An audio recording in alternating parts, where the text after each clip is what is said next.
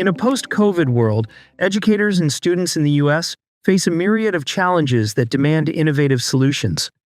Agile's Teachers As Frontline Workers video series shines a light on the sometimes harsh realities in learning today in order to raise awareness and inform a broader understanding of the education landscape.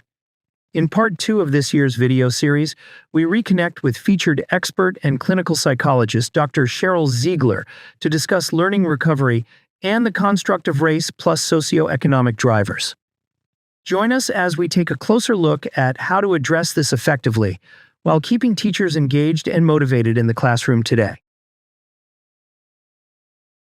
Well, welcome back, Sheryl. We are so glad to sit down with you again for this last discussion in our Teachers as Frontline Workers video series for 2024.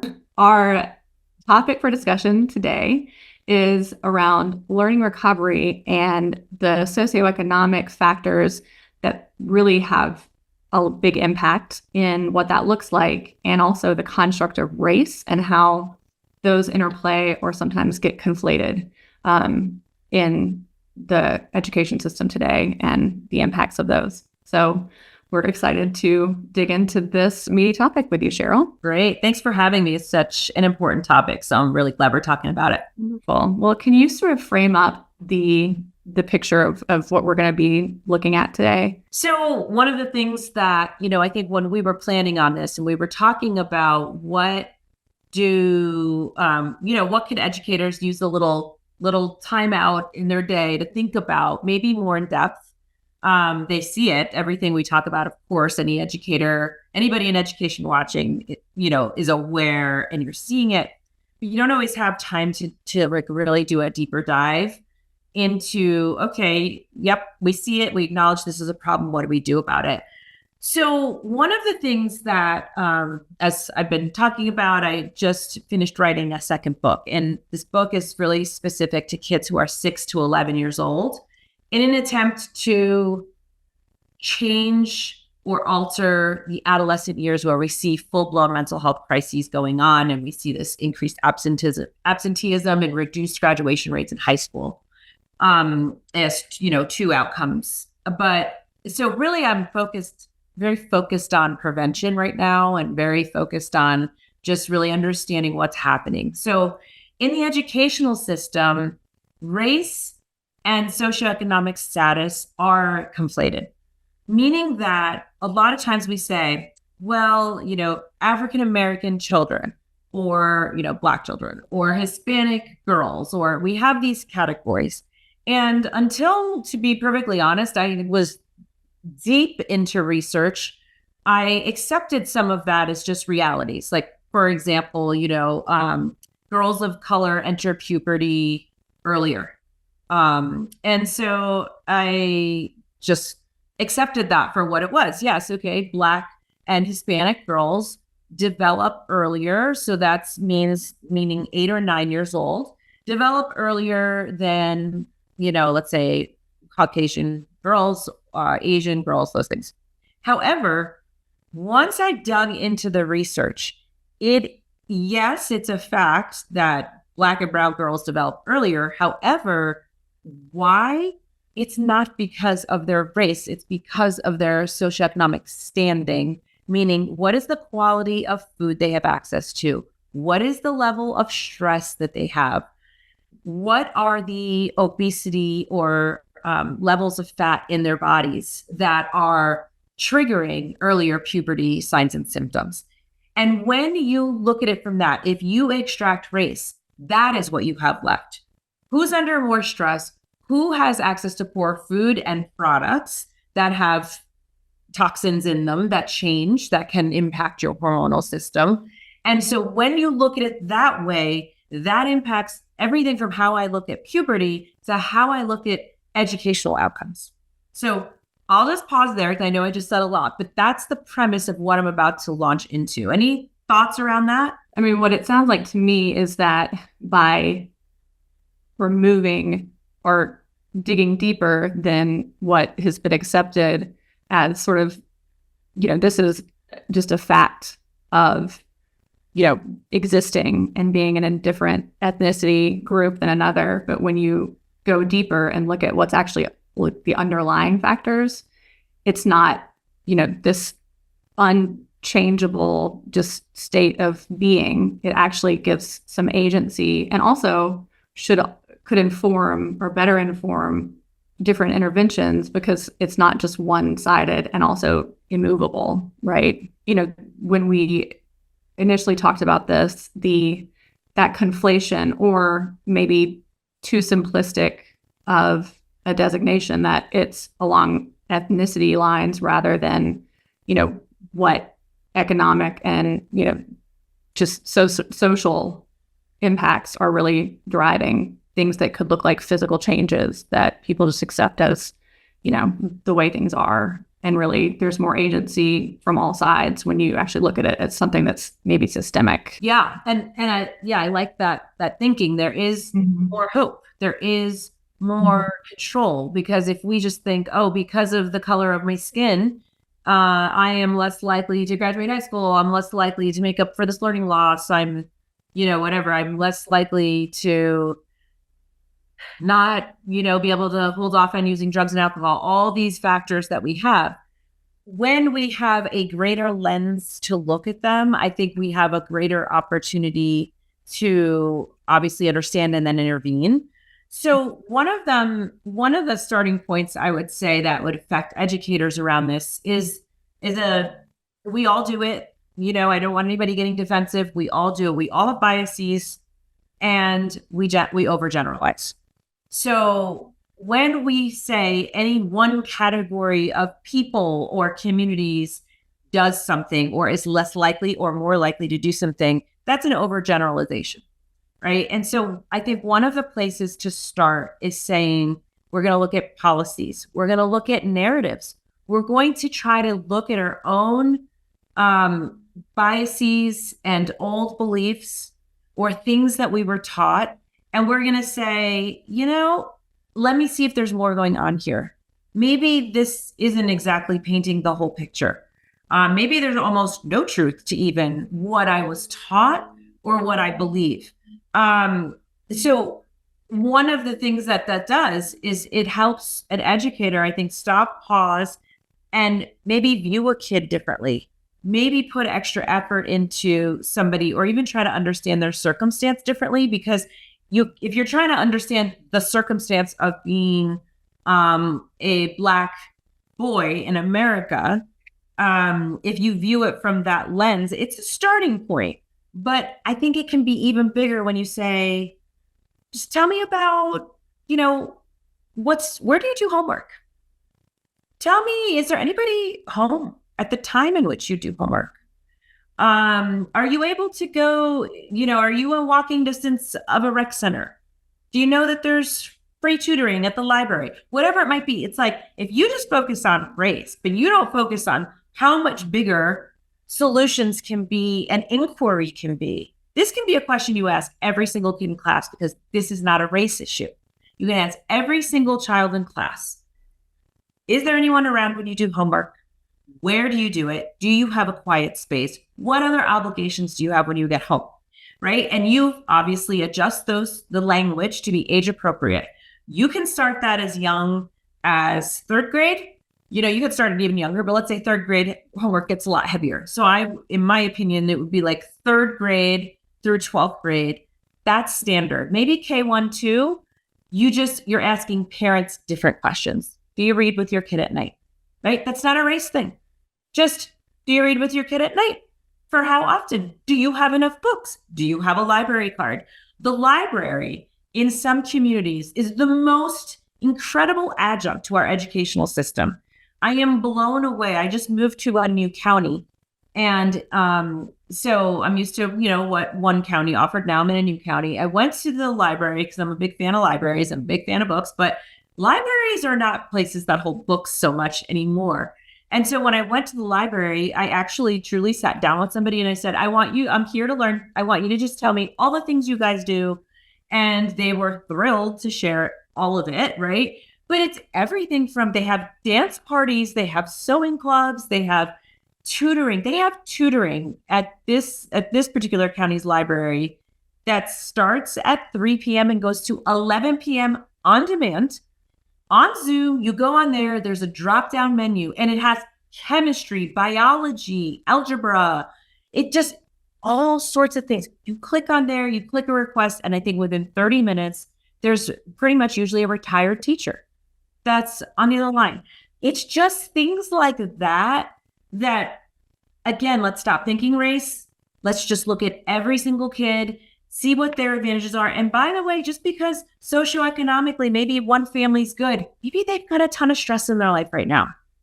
Maybe parents aren't home that much. Who knows, right? We don't want to make assumptions, and I think this is a great opportunity. So overgeneralizing biases and stereotypes are a great place to start as an educator. Guilt-free. This is just guilt-free. We've got a lot of messages in our lives, in our society, in our history, in the regions of the country that we live in that told us messages. We do not need to feel guilty if right now somebody can honestly be with themselves and go, gosh, I probably do. I mean, we have decades of research to say that teachers show biases. And it's not just about skin color, it's also about gender. And I don't judge that. That's systemic. We're taught these things. We are not born with these things.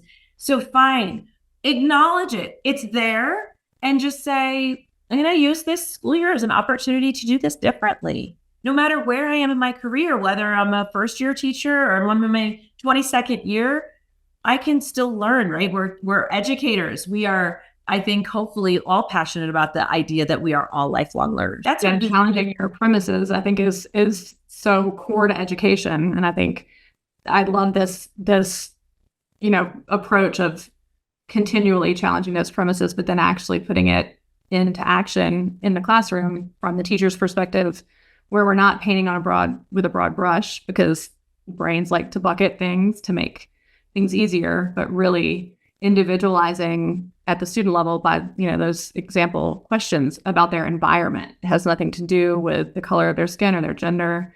It's individualized to every student and their, home environment and the lives that they come from. And, I think that sounds really impactful. You can see my enthusiasm around this because while race and cultural factors, I think probably from my career, have always been really important.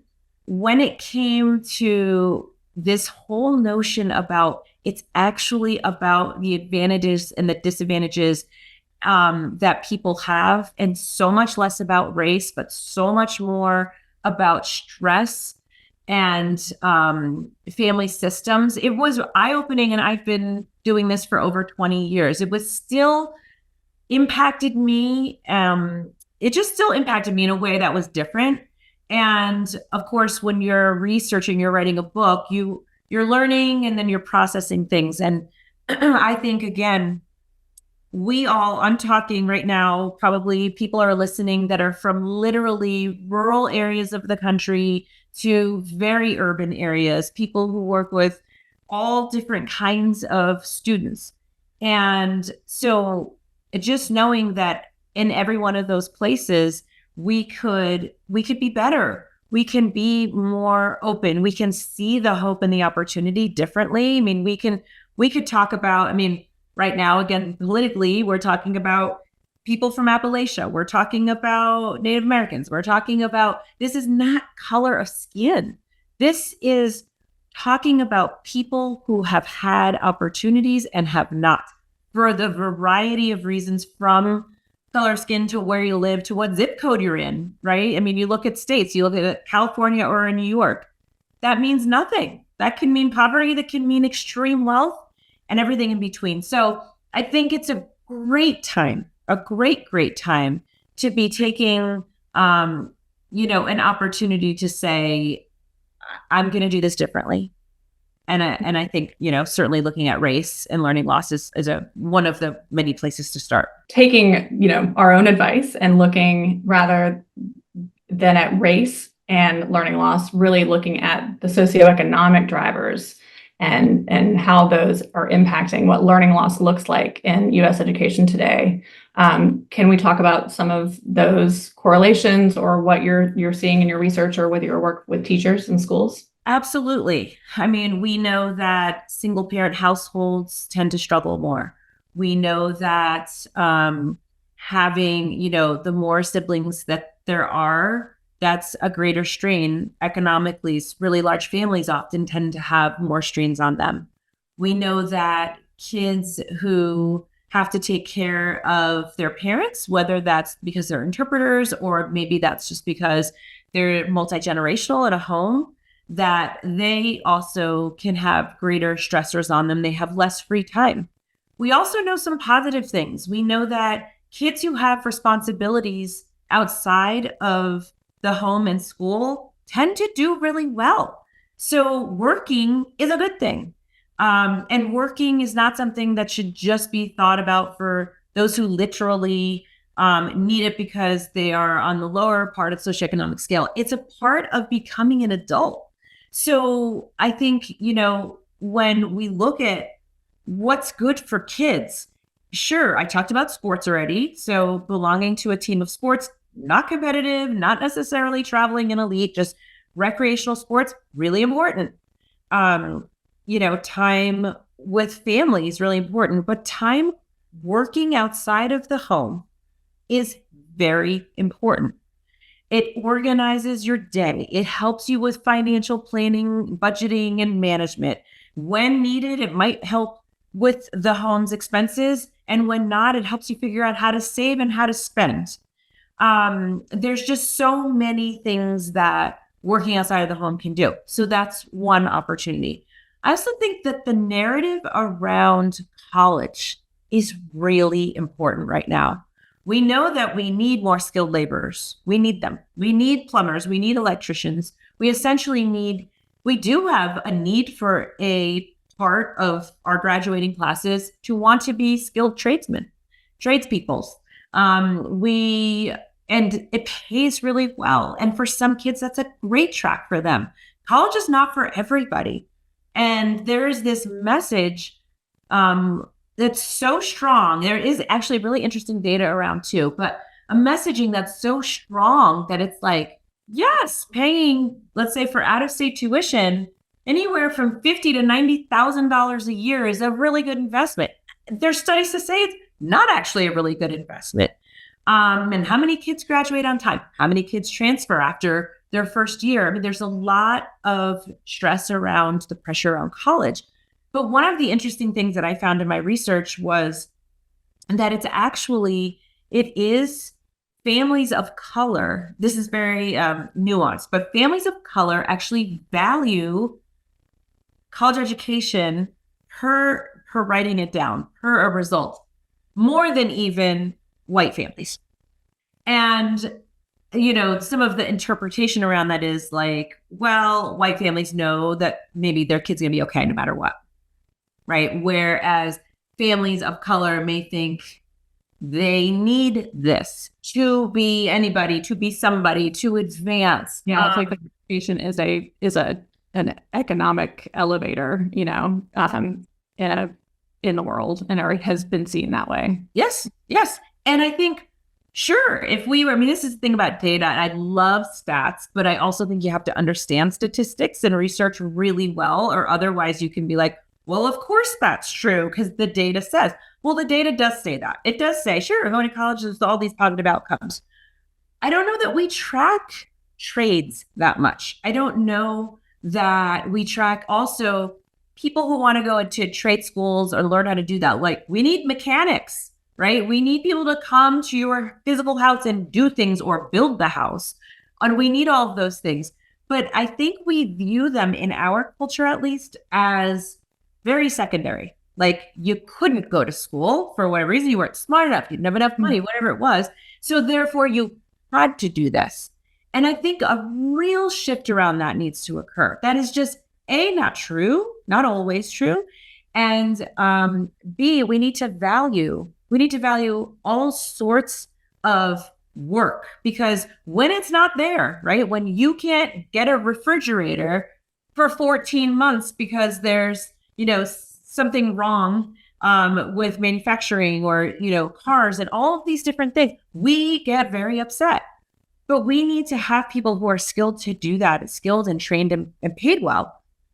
So that's a really long answer to one part of your question, but I think this is a really important point. Well, and that, like the point about, the different tracks, it's something that I've certainly thought about a lot when you look at whether it's municipal or, state or city governments, where they, from their workforce planning, they can see where they have gaps and holes. And I've always been surprised that there isn't more sort of partnership situations with states and, schools, universities, trade schools within that, area for what are our needs that we're projecting in X number of years. And it was years ago, but in a previous role, I worked with, I think it was called PTEC in Idaho, where they actually went into schools and it was working with their Chamber of Commerce or something with the state and looking at, the next 10 to 20 years of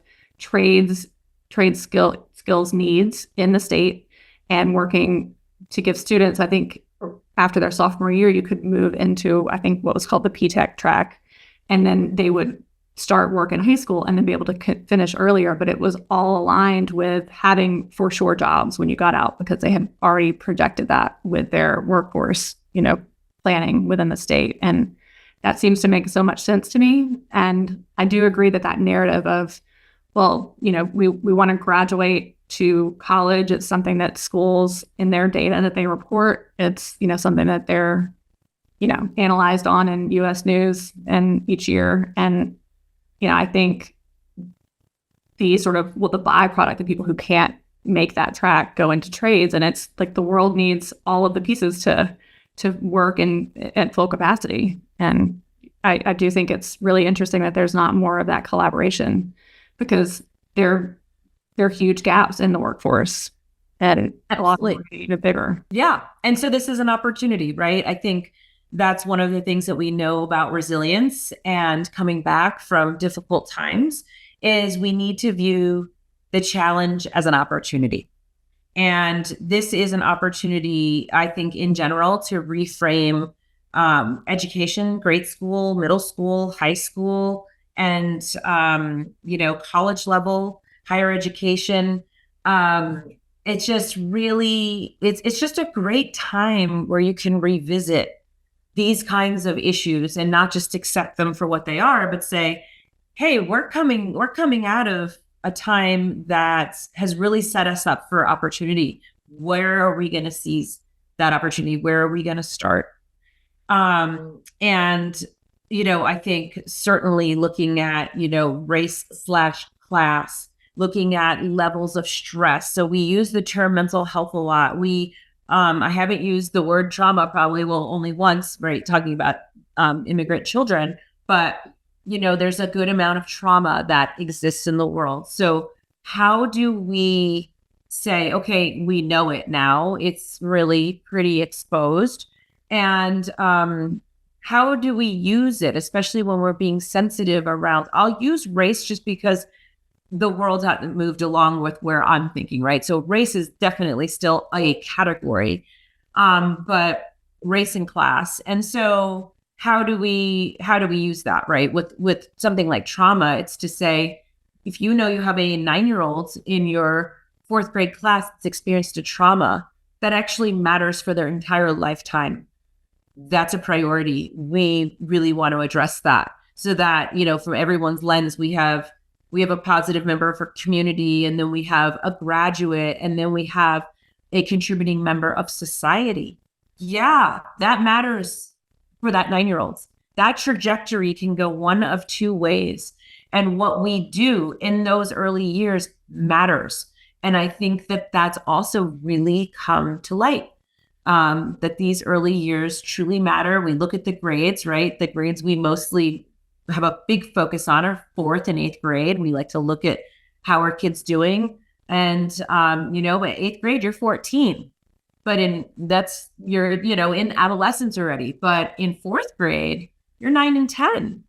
You have great windows of opportunity that look different even from a 14-year-old. The younger the brain, the more malleable, the more opportunity to change narratives, to change learning styles, to teach learning styles. Hey, I've noticed this. I noticed that you particularly respond really well to X, Y, and Z. Did you know that about yourself? And you're really good at using this technology. You should keep doing it. Or, hey, I noticed you get pretty distracted with this technology. Here are some alternatives. I can't emphasize enough what the opportunity is for those young kids, so that you can, when we track them in 8th and when we, of course, track them in 12th, because we want to know whether they graduated or not, they have those more positive outcomes. But it matters what we do in 4th. And I mean, it sounds like, again, those high, opportunity windows, but also knowing that those windows, can get smaller as they get older and, their brains, get more solidly wired.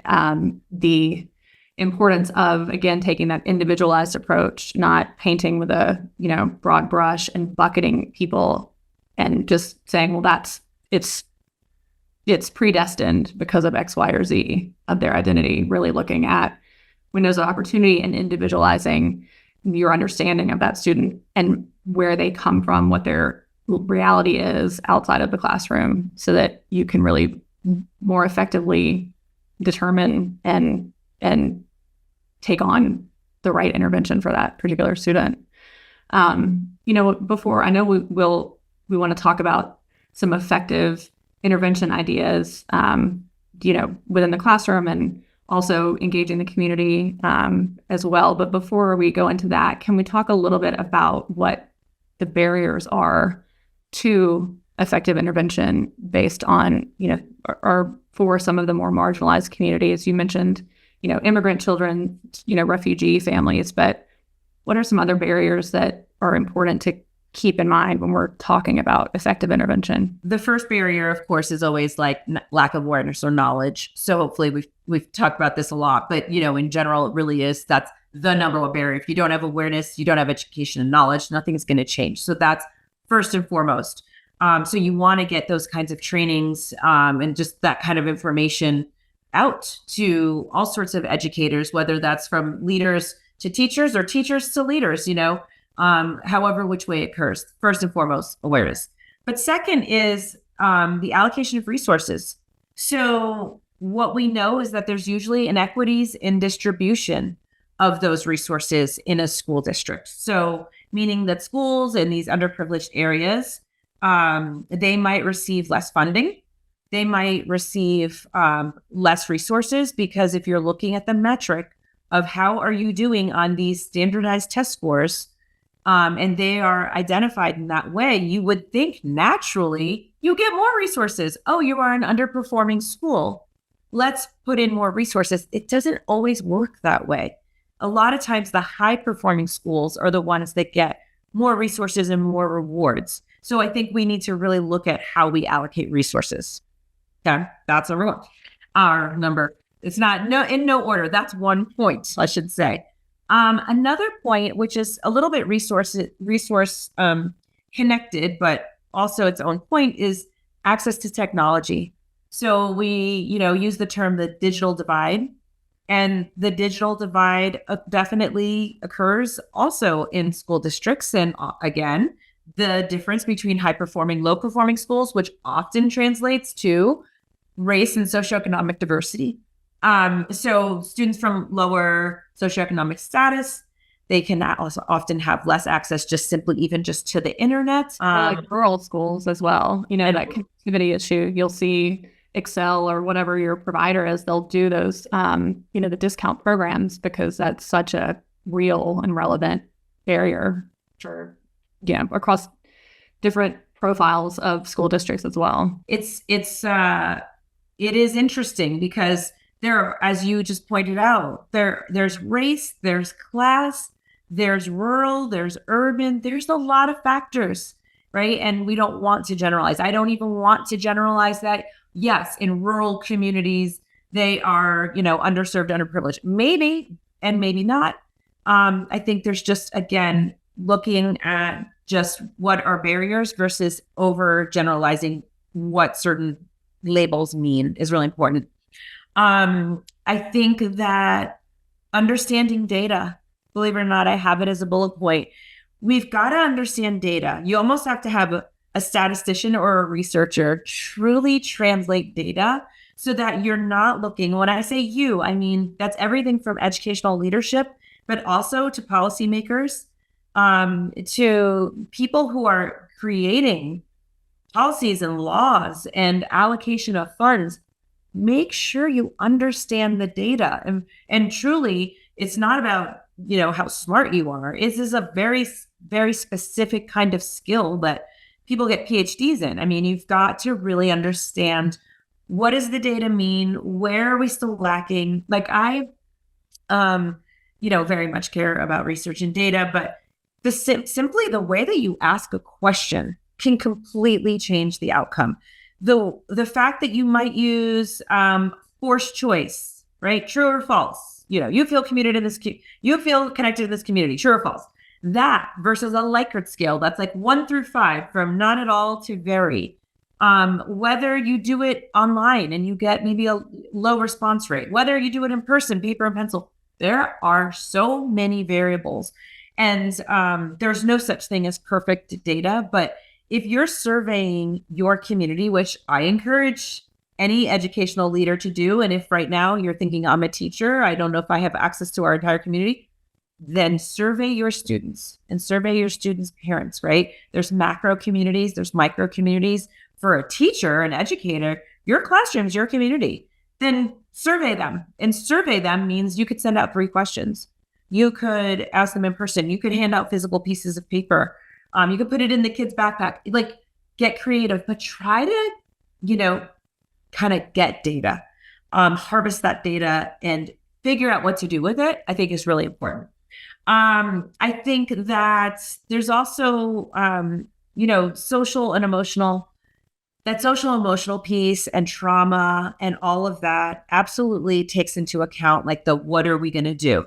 So again, when we look at race and or socioeconomic status, we know that more marginalized communities tend to experience greater levels of stress, greater levels of trauma, greater rates of having a single parent household, food insecurity.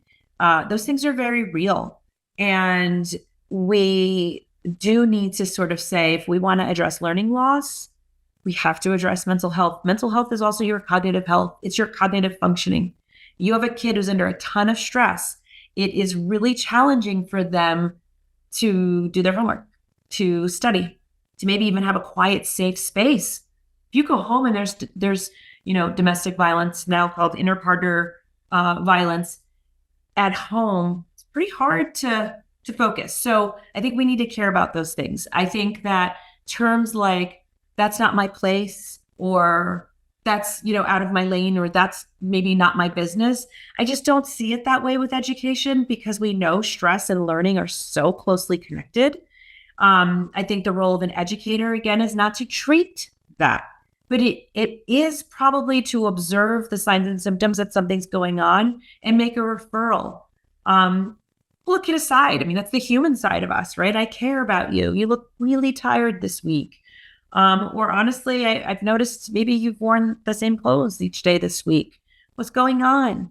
And again, that's humanness. That's just asking. That's garnering data and information, and then you do something with it. Hopefully, each school knows what to do with that information. Do something with it, though. I think that's really incredibly important. And then, the last thing that I'll say that I see, I'm going to do a barrier and opportunity, right? So I'll say, of course, the opportunity for a teacher when she sees those things is to be human and ask those questions. And a barrier and then an opportunity is, when you're looking at learning loss and you're trying to do things, maybe you're trying to do parent education nights, you're trying to increase engagement from parents and caregivers of your students, you're going to need to be really flexible. You're probably going to want to offer online option. You're going to want to offer in-person. You're going to want to offer maybe early morning, mid-afternoon, evening. People work shifts. People have other kids. And you want to give a lot of advance notice, like just thinking about all those things. And some of these things just simply, surely might not be feasible, right? Doing a 7 a.m. talk might feel too hard. Or you might say, like I see this all the time, we get really low engagement. Yeah, we offered something at this sort of off time to try to be more accommodating and 3 people showed up. That happens. In a huge school where there's hundreds of kids, 3 parents show up for things.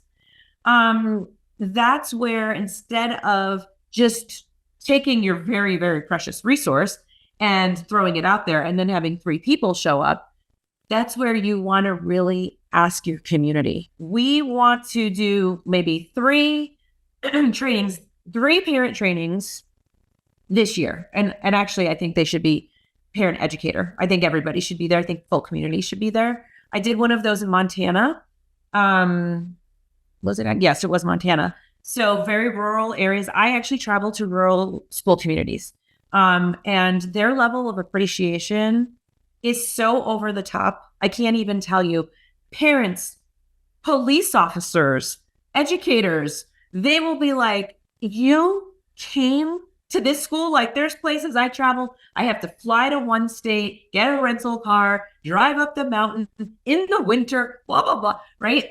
But a lot of these rural communities are getting grants, or they were getting grants to have mental health people come out. So that's how, since the pandemic, I've had this amazing opportunity to visit rural parts of Texas, Montana, North Dakota, New Mexico. It's really cool. And even Colorado. And they're so grateful. They're so grateful. But I get to teach them about things like telehealth services, right? There's people like myself. I have an interstate license. I can see people from 38 different states. I don't, have a ton of time on my hands to do that, but the world is expanding. Behavioral health out there. Mm-hmm. That's out there. But if someone doesn't tell you that, you are not going to know it. Mm-hmm. So that's my combo of challenges, but also opportunity. Mm-hmm. When you were talking about, the 3 people showing up, and it really seems to underscore the importance from not even just the teacher and classroom level, but from the school and the district level of situational awareness, that you're gathering and you're reconfirming or you're updating in real time all of the time, because your community changes as students grow and, new families come in, but really understanding the situations of your community at that time. And that includes their family's availability and their work schedules and, the barriers that they at an individual level might be coming to the collective school community with, so that you can really make better use of those engagement opportunities. Whether it's, rural schools, and I think just having a effective 2-way reliable communication set up, it does require, the school districts to sort of be the proactive one when they're welcoming new people into their community and just keeping the pulse of it. And I think one of the things that really stands out for me is the lost opportunity when you are not collaborating either within all the schools in a district or other districts, other counties, right? If you're a rural school, like in my case, there were very, very good turnouts because they were rural communities. There's hundreds of people. Which is so great, right? I could go to plenty of urban places where there's not a super low turnout, but it's not, it's not more than 10% of the community. And what I would say to that is, what a lost opportunity if you don't say, hey, let's say Denver Public Schools, we're going to have a speaker series. And by the way, there's a good chance, not always, but there's a good chance you can get really good speakers to do it for free. Right? Or to do a very, very reasonable discount. Or maybe if they have a book they're selling, to offer, get creative. Trust me, people in mental health in particular, and I think similar to education, we have really good, big hearts. We just want to help people, right? We're not looking to travel the world and get rich on this. We want to help parents to help their kids. We want to meet with students. Like me, I love meeting with students. While I don't do these things for free, I work with everybody, and I will spend, if you hire me for 1 hour, I will spend 6 hours at your school. Like, I'll stay. I do. I mean, I literally do these things. I stay, I observe, I work with teachers, I meet them on their lunch breaks. Like, everybody's different, but there are people out there that are looking to give and to give back. And pull your resources. Don't just have a speaker come in for your one school, right? Have them come in for 5 area schools.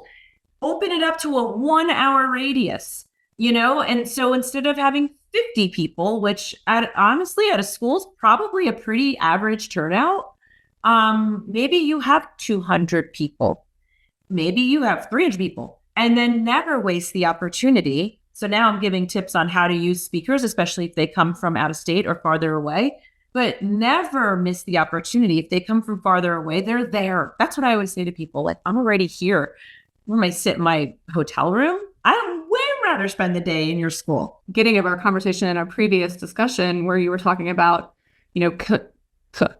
partnering or having collaborative situate or partnerships with schools in other countries, but by inviting schools within, an hour radius, you're not just getting, more exposure to the resource or the event or the speaker that you have coming in, but you're also bringing in different models and different experiences from other schools that creates a sharing, window opportunity for different questions, different conversation, and there you can have that peer-to-peer or school-to-school, learning opportunity as well. I mean, I think that would make it all the more rich. Yeah, I think I will tell you from my experience, I speak really all around the country and even to groups around the world. I've spoken to schools in Germany and other countries. It's very rare that anybody says, hey, we're going to ask the 5 neighboring schools, or we're going to, obviously if it's just a talk about just a certain grade, but open it up anyway to, let's say it was an elementary school kind of target, still open it to the community in middle and high, because they could have younger kids. You have to assume that you can reach people in all different ways from all different places. And I very rarely see that. And I think I'm an authority to say I'm a seasoned speaker, and I just very rarely, like, schools will, particularly, like, let's even talk independent schools. Independent schools will maybe fundraise for it, or they have like a budget, right? And they'll get speakers, and they do usually like bring 2 really big speakers, big books, and it's very close to just their community. And I'm sure they feel like, well, it's our community that gave the money, but maybe there's a way to partner with other community schools, or at the very least other independent schools nearby, so that there is greater access, which means greater communities. Total sense. It is interesting to hear from your perspective that it's not something you see that often. So when we're talking about, effective intervention, some of the barriers and then the opportunities around that, we have talked a lot today about, things that teachers at an individual school or student level would, it is, the onus is on them to ask those questions, to really have that individualized understanding of each of your students in your classroom. We know that classrooms often have really high student to teacher ratio, and kind of tying back to the overarching theme of this now in our second year series of just all of the competing stresses, priorities, and expectations on teachers that really do lead to the impact on their own mental health. So do you have any thoughts or ideas on just any sort of collaborative or supporting environments for teachers or within schools that can help them stay motivated and feel supported, especially when they're dealing with a classroom where they might have students who, because of, their socioeconomic status, or if, they are coming from a background of trauma, that they might need more intervention due to learning loss. Yeah, I'm glad we're talking about this, because I think one thing that is the opportunity, which is we're acknowledging that there is more emotional, social stress going on in a classroom than ever. There's always been an element of that, but this is more than ever. And I think teachers absolutely need that support, just like ENT workers and nurses and ER docs and psychologists. We need our time to debrief. We need our time to process maybe what we went through, what we're going through, either personally or with a student or someone we're working with. I think that's another opportunity where there's two things that go on, right? In a school in general, the break room or where teachers eat lunch can often be where you just like vent, right? You vent on whatever it is you want to vent about. Parents' emails, the kids' behavioral issues, whatever, the principal. And you don't want to depends. If it's toxic, you do want to shift it, but we all need that, like a simple vent, right? And that can be helpful. Sometimes that's all you need. It's just like, I feel better now that I vented. I'll go on my way, right? That's super low level, probably a very situational kind of circumstance, fine. And then I think for teachers, and again, how do you do the time? Like this is all up to individual schools, but having processing maybe groups, and this can be 25, 30 minutes. So not long, probably not an hour, probably can't find an hour, where you have the opportunity to debrief what you're going through with a team would be incredibly impactful, probably change the rate of turnover and stress and burnout and even medical claims. If you could just simply allow a place that's not just venting, that's facilitated by someone who's skilled, who's been trained, who does this, and that's a real place to get real. Like you can cry here, you can be angry, you can be vulnerable. We can brainstorm ideas together. I think that's something. So I would call that like a processing group. And then I think there can also be peer-to-peer where it's like, there's always, I think most schools, there's like the lead teachers, the seasoned teachers, they've got different titles where sometimes it's like a mentorship program. There's a lot of data around mentorships. And so I think having mentor teachers, everybody needs somebody. The mentor teacher also needs somebody. But having that opportunity, at the very least for new teachers, so that their path, because we know have a teacher shortage too, so that they stay is great. And of course, the mentor teacher would be getting support, but then the new teacher would also have a place to go to. And I don't know how often that is. That depends. It could be once a week. It could be once a month. That'd probably be too little, but too little is better than nothing. And so I think those are the kinds of opportunities that maybe either are low cost or even no cost that can make an actual difference in your mental functioning and your ability to not just stay in a job, not just survive it and punch out the next 3 years, but actually feel reinvigorated and get back to what every teacher will always say, I just want to do what I like to do. I want to teach kids. They don't like all that other stuff, all the emails with the parents and all the other obligations and curriculum changes, curriculum turnovers. Those are big stressors for teachers. So I think, there needs to be certain levels. There needs to be the straight up, of course, a place to vent. There needs to be, I think, some peer-to-peer groups, and I think there needs to be mentorships. Yeah, the mentorship, it's something that I think even in the industry and the work, in my own life, like that's always been something really important when I'm managing a team, to set them up with mentors outside of our department, just to create continuity, but also, we work remotely now, and so isolation but I think when you're in a work environment as a teacher where it's high stress, there's a lot of priorities and not enough time or resources, the isolation of just, not being able to vent on that first level, but then the isolation of what you're struggling with that can cause deteriorated mental health, but also just prevent you from achieving the outcomes with your students in your classroom because you get burned out, you get demoralized, you feel like, you're dealing with this all on your own. And so having those processing groups where it's more constructive, and being able to see you're not isolated in this, and also, again, that best practices sharing. So you're not operating in a little silo on your own. So you're not alone, but also that you can see constructive next steps to change something or improve something or just get your mojo back after a hard week.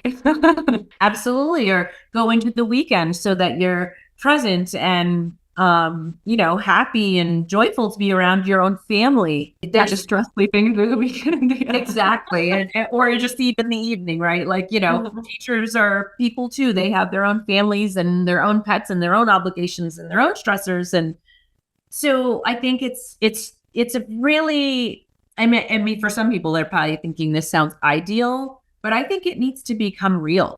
I think this can't just be some idealistic utopia. I think that it needs to be that way, because if teachers are not okay, their students are not okay. They can't be. They won't be. Not to their best ability. And we want to value teachers in that kind of way, which is the opportunity in this new world right now, which is that we understand how much mental health impacts us. Mental health is just your health. If you are not mentally healthy, you are going to have more sick days. You're not going to be able to deal with stress as easily. You're more likely to quit, change professions.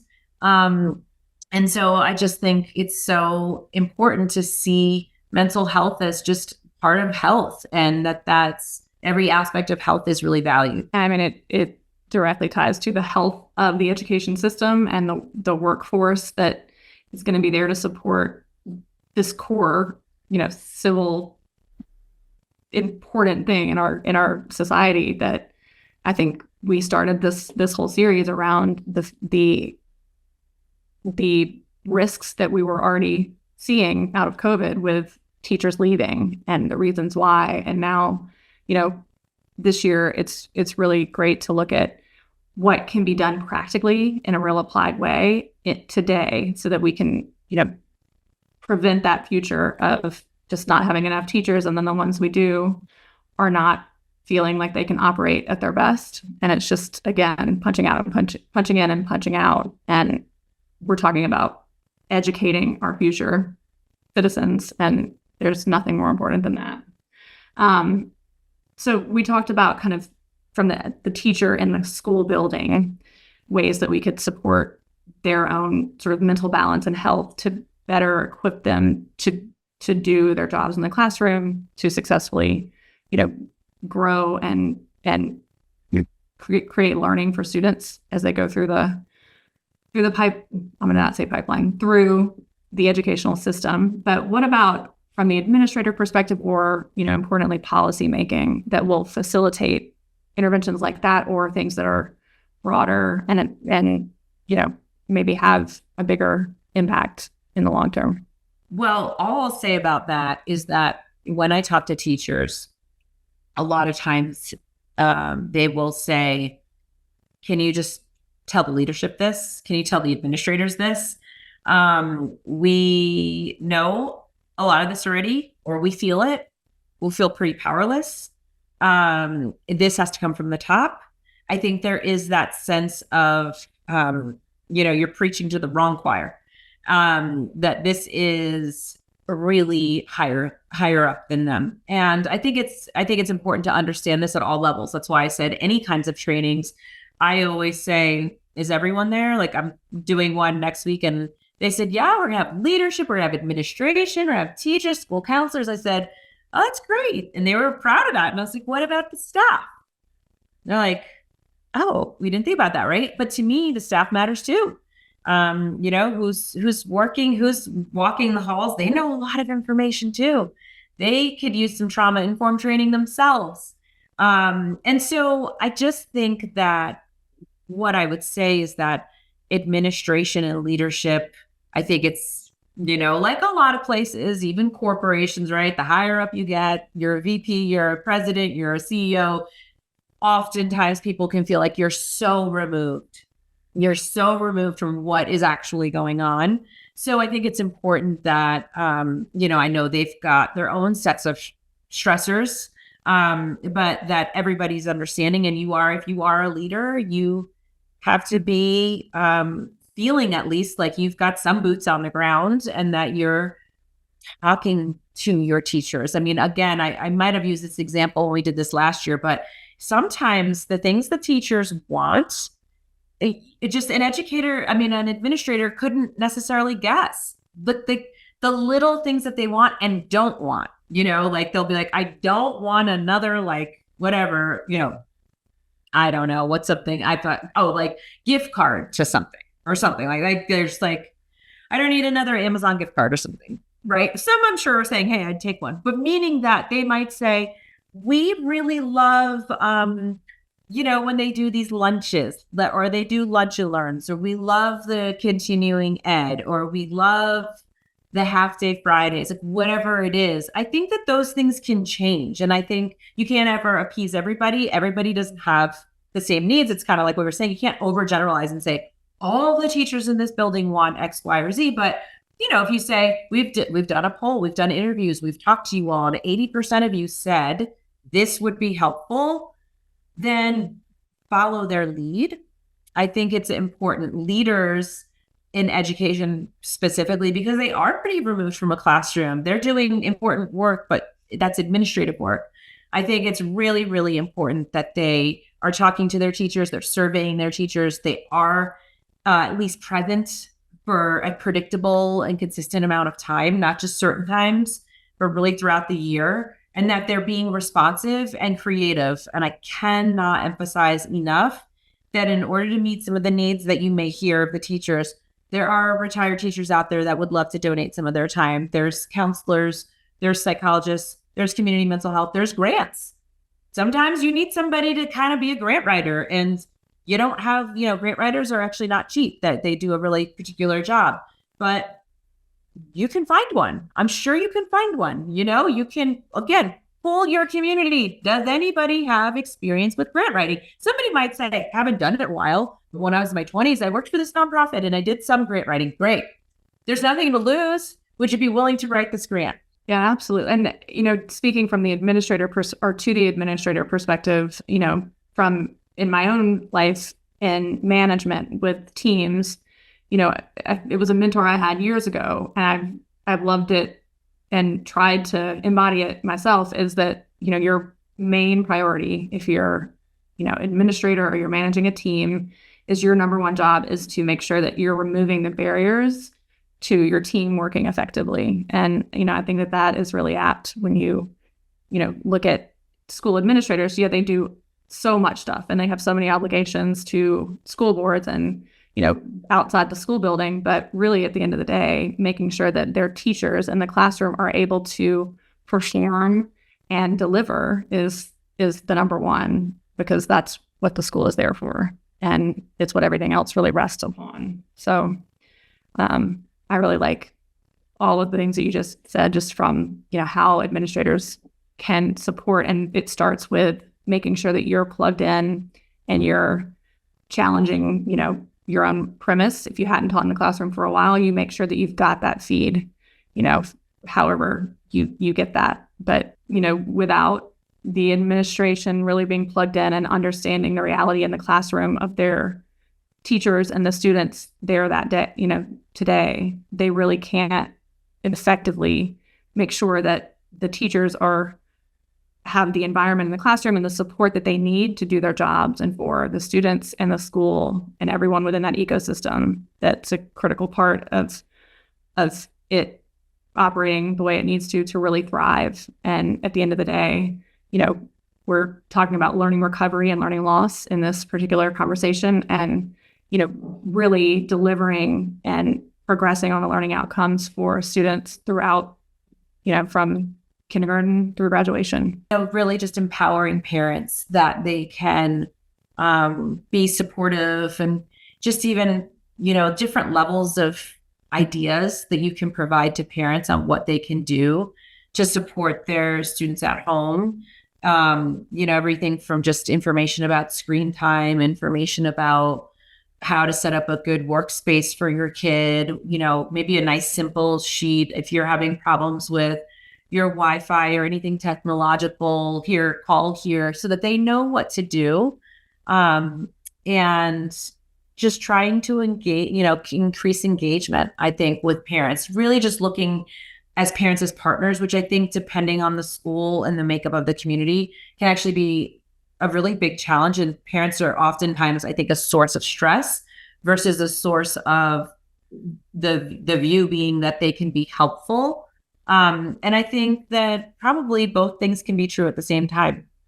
Parents might be, a really difficult part of a teacher's job and have high expectations or complain or, send too many emails. And I think that I've seen some really good teachers figure out how to, I think, mitigate some of those challenges and view parents really as partners. Well, and a lot of times, the people who might be the pebble in your shoe on one side of feedback can really be, the sources of the most engagement if you can find a way to deploy or redeploy that or redirect it from a partner perspective. So I think I hear the subject or title for our next video. It's partners or parents as partners. I like that. Yeah, parents as partners. It's so true. And to underscore what you said, the last thing I'd say around this is just that if a teacher can do this proactively, not reactively, like, oh, something's happened, and I got to figure out how to work with this parent and then figure out how to repartner them.